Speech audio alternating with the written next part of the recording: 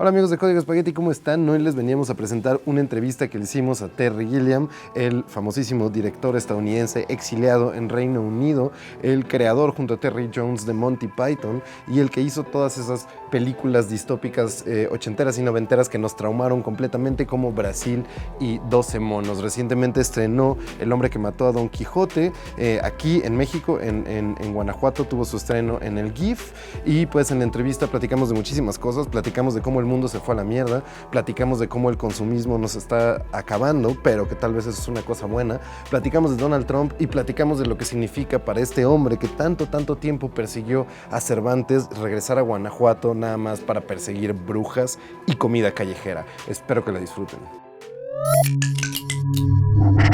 So yesterday you presented your first and your foremost film. I'm denying saying your last film. Yep. And both are like from impossible and beautiful quests. Do you think that movies are like a madman's game, like a senseless but yet poetic journey? No, movies are whatever you want to make of them. They're about storytelling and trying to reach as many people as possible. So within that, you can do anything. I think so many films are not the works of madmen. They're works of very smart guys who know how to play the system. And those films can be good. But then there's other people who get away with murder, like I do. That's awesome. Well, I grew up in the 90s, so yeah. For me, 12 Monkeys in Brazil made me, I don't know, love science fiction, love Chris Marker, love movies. Yeah, right. But they talk about a really grim future, yeah. and now we have two blonde assholes in power, and we have this consumerist society. Did you think that things would go so wrong? I didn't think I got the details right, but yes, I've always had a feeling that things are going wrong. And I never know exactly how they're going to go wrong. And nobody could have ever predicted that these two clowns are running two important countries on the planet. And they've almost, Trump has almost destroyed satire, because his reality is beyond any satire a comedian can create. And yet they're marching on. So I don't know what it is, whether people or society has just fallen apart and doesn't know how to deal with things anymore. Maybe because we don't talk to each other. We sort of make comments about each other on social media, and nobody knows who we are. There's something very wrong about it. I think the basic idea of communal activity is somehow disappearing. And the only big communal activities are rock concerts, which more and more, with everybody with their hands up in the air, remind me of Nazi rallies.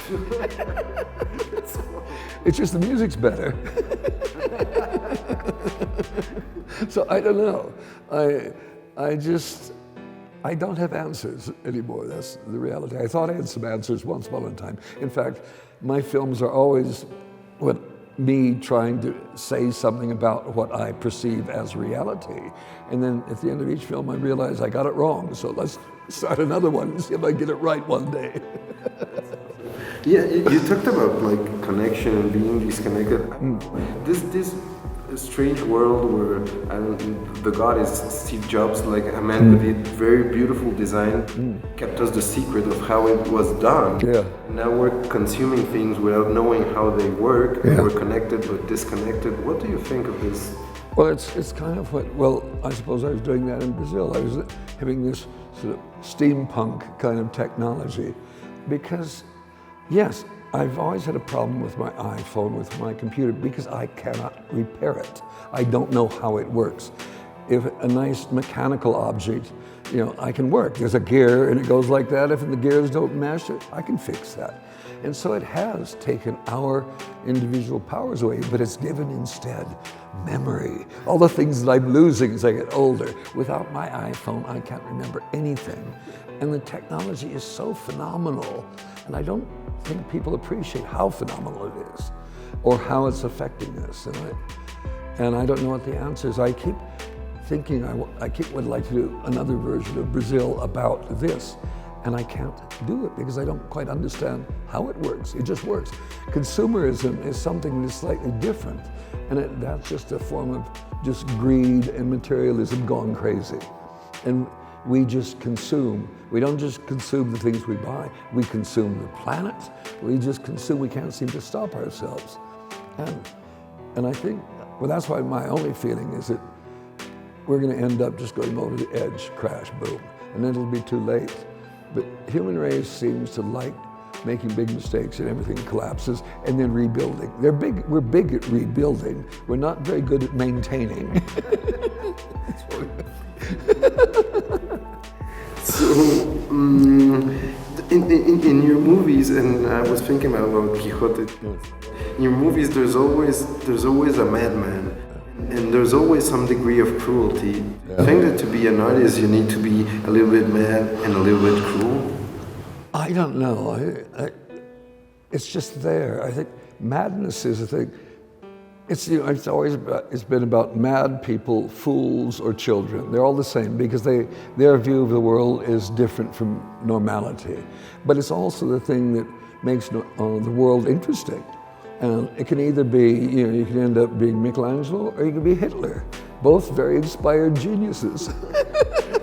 And that's it. So it's always my feeling is that everybody says, oh, imagination, it's so important, it's so wonderful. Not necessarily, that's all you can say. But I just like playing with it. Because my favorite children's fable was The Emperor's New Clothes, where only a child sees the truth. Everybody else is trapped in this situation. What will the neighbors think? What should I be thinking? How should I be behaving? A child doesn't know. I've got a 2-year-old granddaughter, and I love this kid. I'm watching her discover or imagine a world. That's what you're doing. Because the world we see is all invented. It isn't really what it is. And it's how we either perceive it or how we've been told to perceive it. And that's the trick. But I'm watching a little kid inventing the world as she's growing. And she discovers a new, that's part of the world. Oh, there's a bit over there. That's not part of the world, I don't like that. So that's not part of the world. And it's fantastic to watch her construct her own world. That's awesome. The Russian formalism said that like poetry was a de-automatization of the world, like seeing the world with new eyes. That's great. I mean, right now I'm reading this biography of William Blake. And it's brilliant.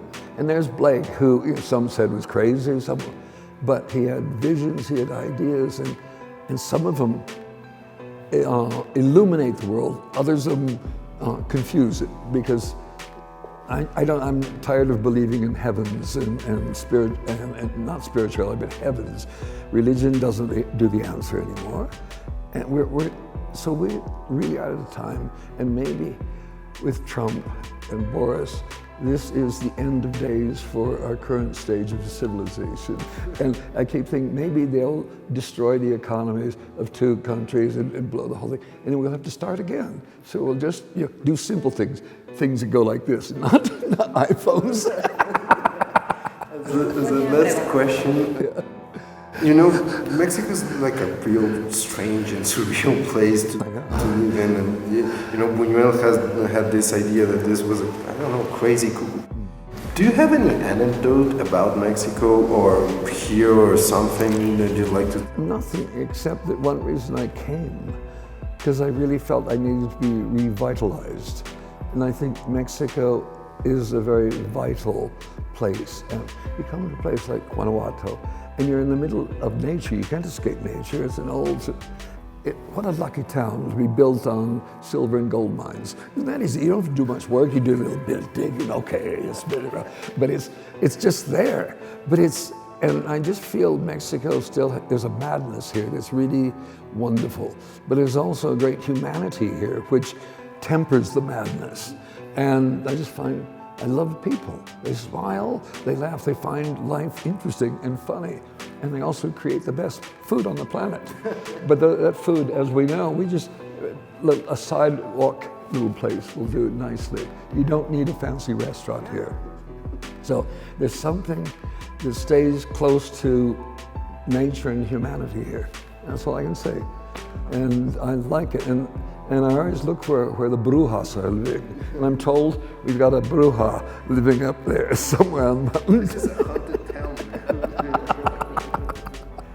So it is a perfect town with the Cervantinos. So I come across the world and there it is.